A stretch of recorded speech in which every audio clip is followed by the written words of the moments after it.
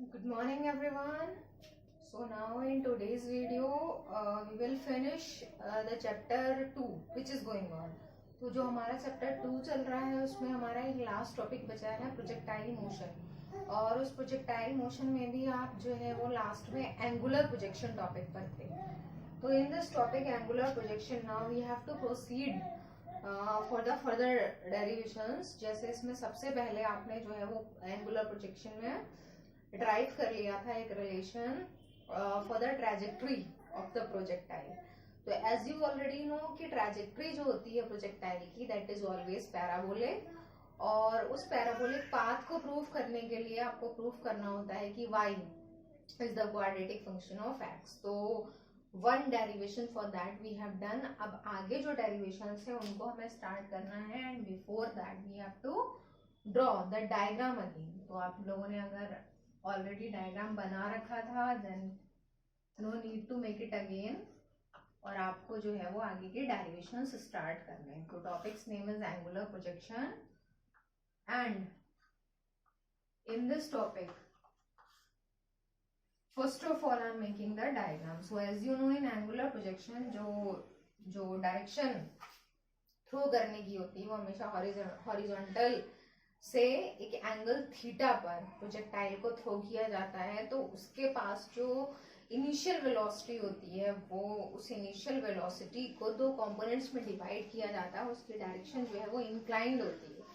तो यहाँ पर ये जो है ये ग्राउंड है, और इससे एक एंगल थीटा पर पैराबोलिक पाथ जो होगा वो इस तरह का होगा. तो मैंने आपको एक मेथड बताया था कि पहले आप इस तरह का शेप बना लेंगे, उसके बाद वेलोसिटी को टेंजेंशियली शो करेंगे. तो now this is the direction of initial velocity जिसमें प्रोजेक्टाइल को थ्रो किया गया है. तो ये जो डायरेक्शन है ये थीटा एंगल बना रही है हॉरिजॉन्टल के साथ में. दिस इज एक्स एक्सिस और ये जो है वाई एक्सिस. तो डायग्राम में जो आपका एंगुलर प्रोजेक्शन का डायग्राम है उसमें बहुत सारी चीजें आपको शो करनी है. तो हर एक चीज का ध्यान रखिए कि हर एक क्वांटिटी जो है वो प्रॉपरली विजिबल होनी चाहिए, और हर एक क्वांटिटी को आपको यहाँ पर लिखना है. ठीक है. तो y एक्सिस एक्स एक्सिस और x एक्सिस के साथ में थीटा एंगल पर वेलोसिटी, और उसके बाद वेलोसिटी के टू कंपोनेंट्स. तो जो थीटा एंगल जिस एक्सिस के साथ में बना रहा है एक्स एक्सिस, तो ये वाला जो कंपोनेंट है ये u cos थीटा होगा, और ये वाला जो कंपोनेंट है this will be u sin theta. Okay. उसके साथ में फिर यहाँ पर पहुंचने के बाद जो आपका प्रोजेक्टाइल है वो मैक्सिमम हाइट कवर कर लेता है. तो ये जो है दिस वन ये क्या है, ये मैक्सिमम हाइट है, इसको हम लिखेंगे h max. ओके. उसके अलावा जो हॉरिजॉन्टली टोटल डिस्टेंस कवर किया है पॉइंट ऑफ थ्रोइंग से लेकर जहां पर स्ट्राइक करता है ग्राउंड को वहां तक, ये कहलाता है range represented by the symbol r. उसके अलावा हम इनकी भी नेमिंग कर देते हैं. ये ओरिजिन है जहां से थ्रो किया था, let this point is a, और जहां पर स्ट्राइक किया है ये वाला पॉइंट हमने कंसीडर कर लिया है b. उसके अलावा एक और पॉइंट हम कंसीडर करते हैं p, और इस पॉइंट का रोल ये होता है कि इस पॉइंट पर हम वेलोसिटी एट एनी इंस्टेंट भी फाइंड कर सकते हैं. इस पॉइंट पर हम जो है वो टाइम t लेकर के यहाँ तक आने में टाइम t लिया है स्मॉल t, और horizontal distance x, vertical distance y, और उसकी हेल्प से हम ट्रेजेक्टरी भी फाइंड कर सकते हैं. इसलिए इस पॉइंट p का रोल होता है. तो यहाँ पर वेलोसिटी लेट चेंज होकर v हो जाती है, और दो कंपोनेंट्स को भी हमने यहाँ पर जो x एक्सिस के अलोंग है उसको vx लिख दिया है, और जो y एक्सिस के अलोंग है उसको हमने vy लिख दिया है. अब जैसे जैसे क्या होता है कि ये बॉडी आगे बढ़ती है तो ये एंगल थीटा भी चेंज होता जाएगा, और साथ में वेलोसिटी भी चेंज होती जाएगी. तो एंगल थीटा जहां पर भी आप आगे चेंज करके लिखेंगे तो वहां पर आप एंगल को जो है वो सिंबल बीटा से रिप्रेजेंट करेंगे. ठीक है. और ये पी पॉइंट नेसेसरी नहीं है आप यहीं पर शो करें, आप प्रोजेक्टाइल के पूरे पाथ में कहीं भी कंसीडर कर सकते हैं. तो वो आपको वेलोसिटी एट एनी इंस्टेंट बता सकता है कि किसी भी इंस्टेंट पर वेलोसिटी प्रोजेक्टाइल की कितनी है. तो इस जगह पे भी हम शो कर सकते थे, लेकिन हमने यहाँ पर शो कर दिया है. तो ये जो है आपका एंगल हर एक जहां भी आप शो करेंगे वहां आप लेट बीटा लेट कर सकते हैं, और उसके अकॉर्डिंग आप एंगल या फिर वेलोसिटी फाइंड कर सकते हैं. उसके बाद आता है ये पॉइंट बी. तो पॉइंट बी पर अब डायरेक्शन ऑफ वेलोसिटी क्या होगी, तो दैट विल बी दिस. तो उसको फिर से हमने भी लिख दिया है, क्योंकि कहीं भी हम फाइंड करें तो हम एक ही आइडियल रिलेशन वी का लिख सकते हैं. फिर से इसके दो कंपोनेंट्स अगर हम शो करें तो these are the two components. Horizontal के साथ एंगल आप दिखाएंगे तो ये बीटा एंगल होगा, ये वाला कंपोनेंट आपका bx, ये वाला कंपोनेंट by। तो no need to show these all the things again. आपने अगर यहाँ शो कर दिया है तो ऐसा जरूरी नहीं है आप यहाँ भी शो करें, यहाँ सिंपली आप v शो कर सकते हैं और बीटा शो कर सकते हैं, क्योंकि हमने एक टाइम पे कंसीडर कर लिया है कि वेलोसिटी किसी भी जगह पे v होगी और उस v का एक फॉर्मूला आएगा, उसके अकॉर्डिंग हम फाइंड कर लेंगे। तो जो डायग्राम है आपका, जो कंप्लीट डायग्राम है वो, उसमें इतनी चीजें आपको शो करनी होगी। तो जो आपका पहला टॉपिक था ट्रैजेक्टरी ऑफ द प्रोजेक्टाइल, तो ट्रैजेक्टरी के लिए आप रिलेशन ड्राइव कर चुके थे और एक बार मैं लिख दे रही हूँ कि रिलेशन क्या आया था। तो रिलेशन में जो है वो आपने कुछ कांस्टेंट्स कंसीडर किए थे, तो p कांस्टेंट था माइनस q कांस्टेंट था और जो x था वहाँ पावर 1 और ये पावर 2। तो इस रिलेशन को हम बोलेंगे कि y is the quadratic function of x, क्योंकि x की पावर 2 आ रही है, जो ऑर्डर है, जो हाई पावर है वो 2। तो इसलिए ये जो है वो पैराबोलिक पाथ को ट्रैजेक्टरी रिप्रेजेंट कर रही है। अब हमें दूसरा पॉइंट यहाँ पर फाइंड करना है, क्योंकि इसमें कितनी चीजें आपको फाइंड करनी है। देखिए, तो यहाँ पर आपको अब फाइंड करनी होगी मैक्सिमम हाइट, कितनी हाइट कवर कर सकता है प्रोजेक्टाइल। दूसरी चीज आपको फाइंड करनी होगी रेंज, और तीसरा टाइम ऑफ फ्लाइट। ओके, तो सबसे पहला हम डेरिवेशन करते हैं मैक्सिमम हाइट के लिए। तो आप चाहें तो उसको डिफाइन भी कर सकते हैं हेडिंग लिखकर, maximum height it is the highest height covered by the projectile during angular projection। उसके बाद आपको जब रिलेशन ड्राइव करना है तो principle of physical independence already आपको पता है कि जो प्रोजेक्टाइल होता है, वेट फॉर 1 सेकेंड,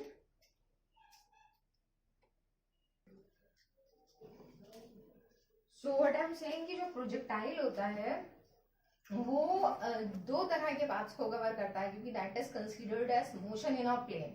तो यानी कि वो एक्स एक्सिस के अलोंग भी मोशन करता है अपने पाथ में जब वो मूव कर रहा है आगे, और वो वाई एक्सिस के अलोंग भी मोशन करता है। तो दोनों मोशन को अलग अलग कंसीडर किया जाता है। एट अ टाइम एक ही टाइप का मोशन कंसीडर करेंगे, क्योंकि हमारे पास जो रिलेशंस हैं, जो फॉर्मूलाए हैं, जो इक्वेशंस हैं, उनमें हम एक टाइम एक ही तरह का अगर मोशन कंसीडर करें तभी उनसे रिलेटेड डिफरेंट पैरामीटर्स फाइंड कर पाएंगे।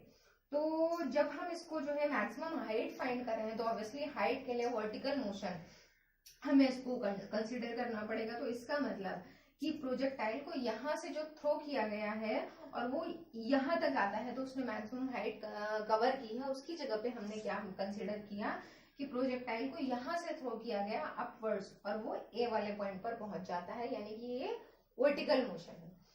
तो इसको कंसीडर करने का एक और रीजन ये भी है कि जैसा कि आपको पता है, मैंने बताया था कि प्रोजेक्टाइल को हम चाहे जो है वो इस डायरेक्शन में थ्रो करें या फिर सीधी ड्रॉपिंग कर दें, दोनों में टाइम इक्वल लगता है। We can check it experimentally. तो इसलिए हम इस पैराबोलिक पाथ की जो डायरेक्शन है उसकी जगह हम वर्टिकली अपवर्ड्स अगर कंसीडर करें then that is also okay. तो इसलिए हमने क्या किया है कि यहाँ पर यूज की है इक्वेशंस ऑफ मोशन, जो equations of motion under gravity होती है। तो मैक्सिमम हाइट फाइंड करने के लिए अगर अपवर्ड्स मोशन है then it is better to use third equation of motion, क्योंकि उसमें जो वेलोसिटी है वो हाईएस्ट पॉइंट पर 0 हो जाएगी और इजीली हम ग्रेविटी की हेल्प से फाइंड आउट कर सकते हैं कि मैक्सिमम हाइट कितनी है। तो मैक्सिमम हाइट को डिफाइन करने के बाद में आप लिखेंगे कि by using third equation of motion. तो as you already know what is third equation of motion, v square minus u square is equal to minus 2gh, क्योंकि ग्रेविटी माइनस में ली जाएगी। तो v स्क्वायर यानी कि वेलोसिटी जो है वो फाइनल वेलोसिटी वो कितनी होगी 0 माइनस u स्क्वायर। सबसे इंपॉर्टेंट स्टेप ये है, तो u का ध्यान रखिएगा जब आप वर्टिकल मोशन कंसीडर कर रहे हैं तो u कौन सा लेना है, क्योंकि इनिशियल वेलोसिटी को जब आप हॉरिजॉन्टली कंसीडर करेंगे तो ये वाला कंपोनेंट u cos थीटा, जब आप वर्टिकल मोशन यूज करेंगे तो u sin थीटा। तो प्रॉपरली कंपोनेंट्स का ध्यान रखना है कि कौन सी डायरेक्शन है वही वाला कंपोनेंट लेना है। तो अपवर्ड्स है इसलिए u sin थीटा वाला कंपोनेंट लेना है इनिशियल वेलोसिटी में। तो ये हो गया आपका v स्क्वायर माइनस ये हो गया आपका u स्क्वायर, यानी कि u square sine square theta is equal to इस साइड आ जाता है आपका माइनस 2g और h को मैंने लिख दिया है h मैक्स। तो सिंपली यहाँ से h मैक्स आप फाइंड आउट कर सकते हैं। माइनस साइन दोनों साइड है कैंसिल आउट हो जाएगा और जो आपका एच मैक्स है वो कितना आ जाएगा यहाँ से, H max is equal to u square sine square theta upon 2g। तो रिलेशंस क्योंकि हॉरिजॉन्टल प्रोजेक्शन के कंपैरिजन में थोड़े से डिफरेंट हैं, थोड़े से कॉम्प्लिकेटेड हैं, साइन थीटा या कॉस थीटा भी आ रहा है, तो आपको उसके अकॉर्डिंग प्रैक्टिस करनी पड़ेगी। तो ये मैक्सिमम हाइट का रिलेशन होता है। ओके, अब नेक्स्ट रिलेशन हम ड्राइव करेंगे किसके लिए, नेक्स्ट रिलेशन होगा हमारा टाइम ऑफ फ्लाइट के लिए। ओरिजिन से स्टार्ट करके बी पॉइंट तक आने में उसको टोटल टाइम कितना लगता है। तो मैंने आपको लास्ट टाइम ये बताया था कि टाइम ऑफ फ्लाइट जो होता है वो हॉरिजॉन्टल प्रोजेक्शन में तो एक ही तरह की डायरेक्शन है, नीचे ही आना है। यहाँ पर जो है एंगुलर प्रोजेक्शन में एक बार प्रोजेक्टाइल ऊपर जा रहा है मैक्सिमम हाइट तक, उसके बाद उसको नीचे आना है। तो दो तरह की डायरेक्शंस हैं, अपवर्ड्स और डाउनवर्ड्स। तो ओ से हाईएस्ट पॉइंट तक जाने में, मैक्सिमम हाइट तक जाने में जो टाइम लगता है उसको हम बोल सकते हैं टाइम ऑफ राइजिंग या टाइम ऑफ एसेंट। और ए से बी तक आने में, ग्राउंड तक स्ट्राइक करने में जो टाइम लगता है उसको हम बोल सकते हैं टाइम ऑफ डिसेंट या टाइम ऑफ फॉल। तो दोनों ही टाइम हमेशा इक्वल होते हैं, जितना टाइम उसको मैक्सिमम हाइट तक जाने में लगेगा उतना ही वापस आने में लगेगा।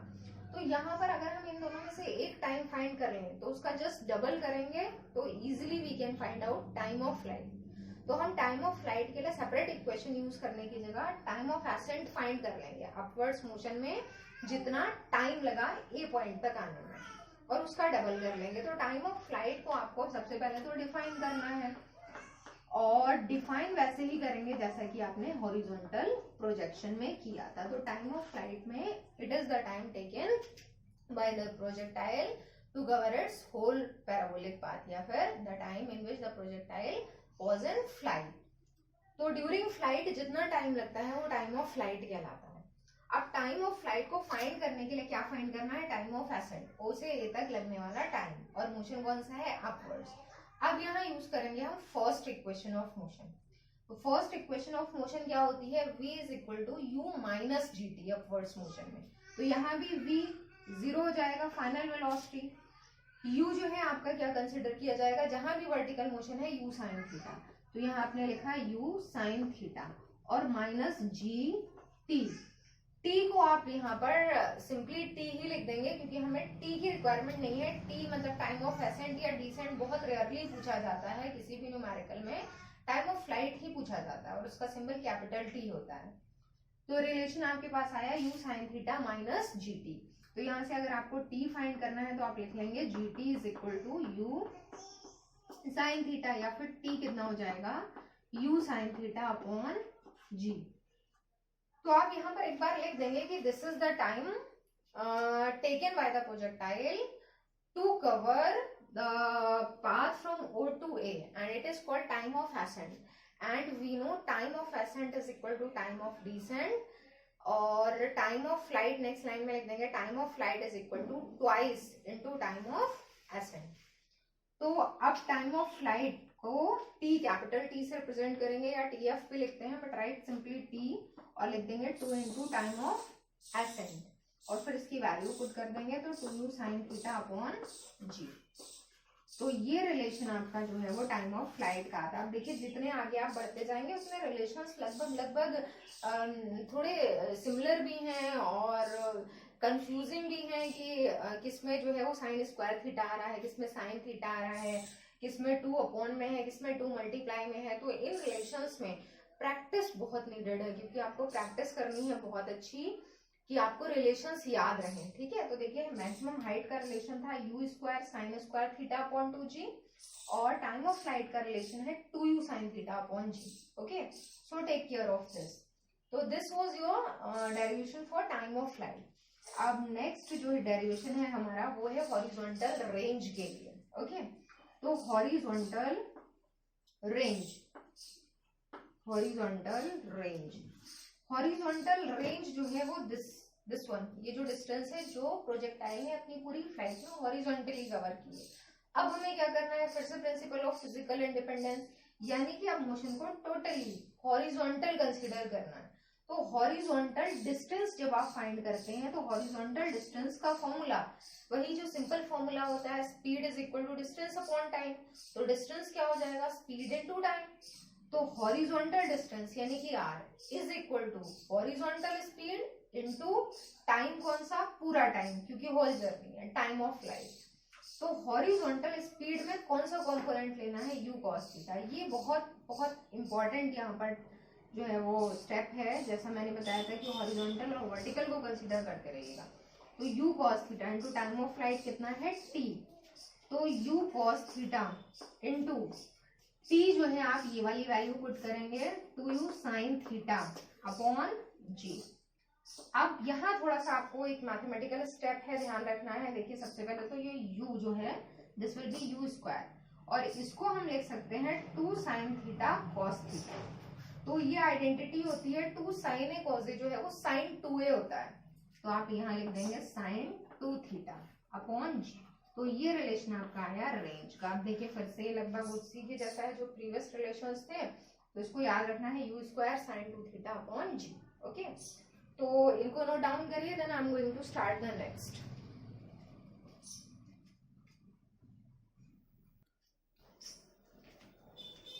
So I hope you have noted down all the previous derivations। अब उसके बाद कुछ और इससे रिलेटेड रीजनिंग के क्वेश्चंस या डेरिवेशंस है उनको भी डिस्कस कर लेते हैं।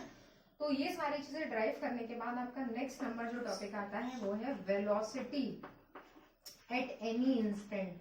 यही जो वेलोसिटी किसी भी जगह पे, मान लीजिए ड्यूरिंग मोशन आपको वेलोसिटी फाइंड करनी हो, या डायरेक्शन का मतलब होता है एंगल बीटा जो हॉरिजॉन्टल के साथ में बन रहा है, वो अगर आपको फाइंड करना है देन व्हाट टू डू। तो यहाँ पर आपको पता है कि वेलोसिटी जो v है that is the resultant of these two vectors vx and vy।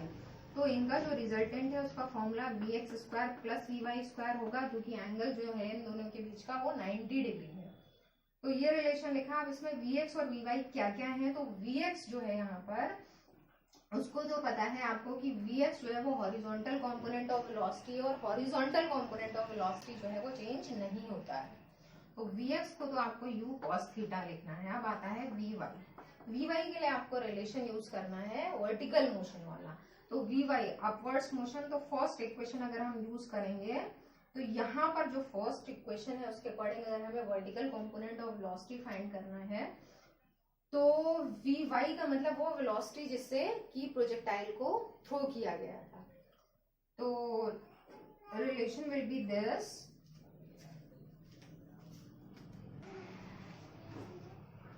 So vx here is u cos theta, और vy फाइंड करने के लिए हम क्या करेंगे, वही फर्स्ट इक्वेशन ऑफ मोशन। तो vy v is equal to u minus gt, और ये जो कंपोनेंट है ये है u sin थीटा और माइनस gt। एक चीज और याद रखिएगा, t का मतलब हमने t वो टाइम कंसीडर किया है। अभी तो आपने t को टाइम ऑफ एसेंट लिखा था, तो आप चाहें तो उसके लिए सिंबल चेंज कर सकते हैं। टाइम ऑफ एसेंट को टाइम ऑफ मैक्सिमम हाइट भी आप कह सकते हैं, tm या t डैश जो भी है।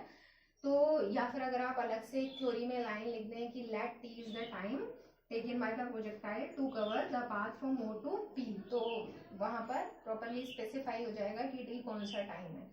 तो एक्चुअली t ये वाला जो लिया था वो डिफरेंट है, डेरिवेशन फिनिश हो गया है। अब हमने दोबारा से स्टार्ट किया तो यहाँ तक का टाइम t लिया है। तो t टाइम जो है वो p पॉइंट तक लिया गया है, उसमें हमने vy यहाँ की वेलोसिटी फाइंड की, तो रिलेशन u sin थीटा माइनस gt आया। अब ये दोनों चीजें हमें इस रिलेशन में यूज कर देनी है, क्योंकि हमें फाइंड करनी है वेलोसिटी रिजल्टेंट। तो ये हो जाएगा आपका u square cos square theta और माइनस ये जो है आपका आ जाता है u sin थीटा माइनस gt होल स्क्वायर। थोड़ा सा इसको सिंप्लीफाई करेंगे तो जो ब्रैकेट है वो आपको ओपन करनी होगी। तो u square cos square theta और साथ में माइनस का साइन। अब ये a minus b whole square है, तो यहाँ आपका ये हो गया a स्क्वायर, और ध्यान रखिएगा कि माइनस से साथ में मल्टीप्लाई भी करते जा रहे हैं। तो a स्क्वायर प्लस दूसरा टर्म आता है आपका b स्क्वायर, लेकिन ये माइनस की मल्टीप्लाई से माइनस में आएगा, माइनस जी स्क्वायर टी स्क्वायर, और लास्ट में आएगा माइनस 2ab, वो यहाँ से माइनस से मल्टीप्लाई होकर प्लस हो जाएगा, तो plus 2ab means u square cos square theta into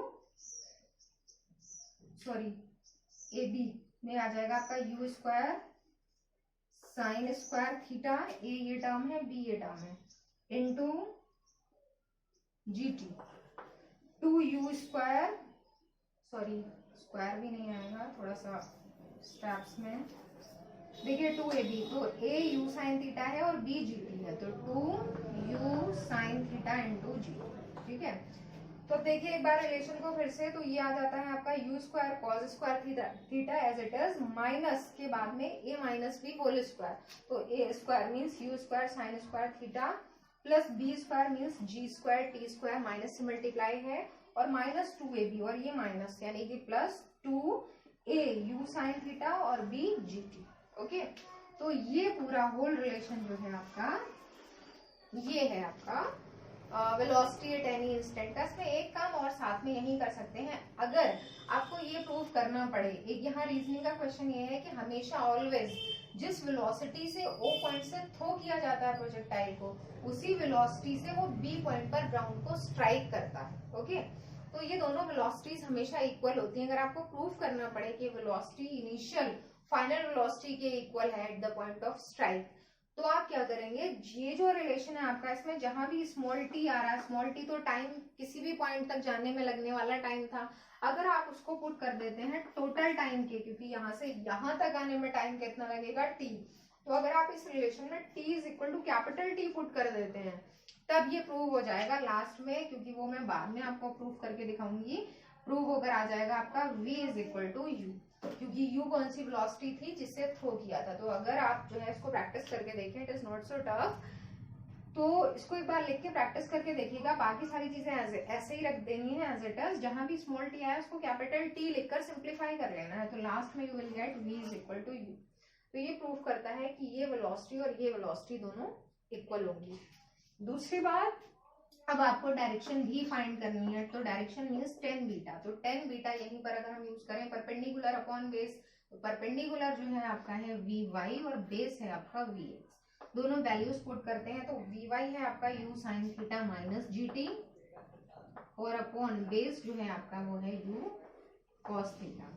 तो यहाँ से beta is equal to tan inverse this, ये है आपकी डायरेक्शन। यहाँ भी आप वही कर सकते हैं, हमेशा जिस एंगल पर थ्रो किया जाता है उसी एंगल से ऑब्जेक्ट ग्राउंड को स्ट्राइक करता है। तो इस रिलेशन में अगेन क्या करना है आपको, small t is equal to capital t अगर आप पुट करते हैं, तो जो आपका टेन बीटा है वो आप लास्ट में देखेंगे कि टेन बीटा किसके इक्वल आ जाएगा, टेन थीटा के, यानी कि beta is equal to theta. तो एक ये रीजनिंग का क्वेश्चन इसमें आता है। तो again note down all these.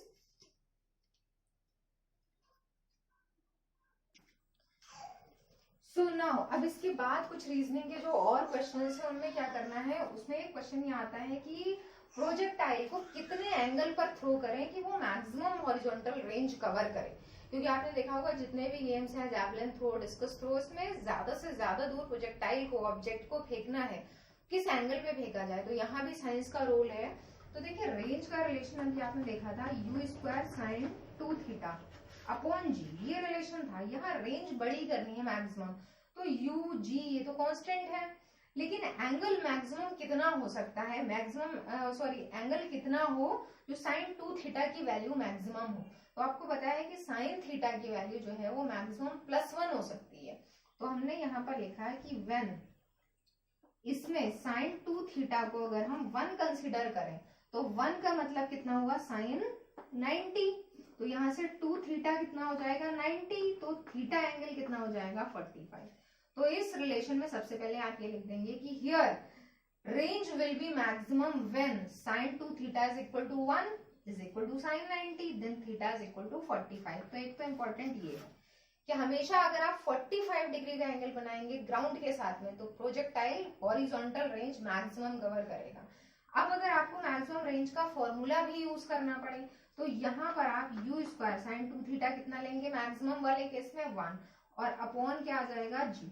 तो मैक्सिमम रेंज का फॉर्मूला कितना हो जाएगा, अगर आपको न्यूमेरिकल में फाइंड आउट करना पड़े, तो R max is equal to u square upon g, ये आपका मैक्सिमम रेंज है। ठीक है, उसके बाद में आपका जो है वो एक और रीजनिंग का टॉपिक है यहाँ पर, वो ये है कि हमेशा ऐसे दो एंगल्स होते हैं जिन पर सेम हॉरिजॉन्टल रेंज आती है। जैसे एक एंगल तो आपको पता है थीटा, किसी भी एंगल पर अगर हम थीटा एंगल पर थ्रो करें तो रेंज आर होगी।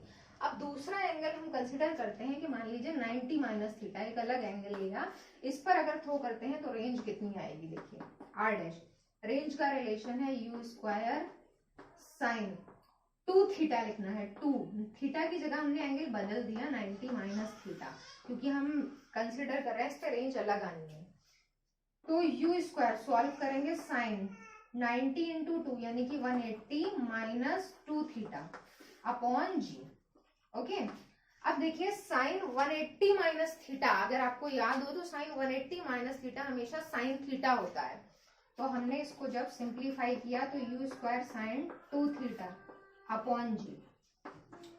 तो ये जो रिलेशन आया ये तो वही रिलेशन था जो रेंज का था, तो यानी कि r dash is equal to r। तो इससे क्या प्रूव हुआ कि हमेशा थीटा और 90 माइनस थीटा एंगल पर सेम रेंज कवर होगी। अब थीटा और 90 माइनस थीटा का क्या मतलब है यहाँ पर, तो देखिए थीटा 90 माइनस थीटा का मतलब ये है कि मैंने सिंपल सा डायग्राम बनाया, ये रेंज वाली एक्सिस है और ये हाइट वाली एक्सिस है।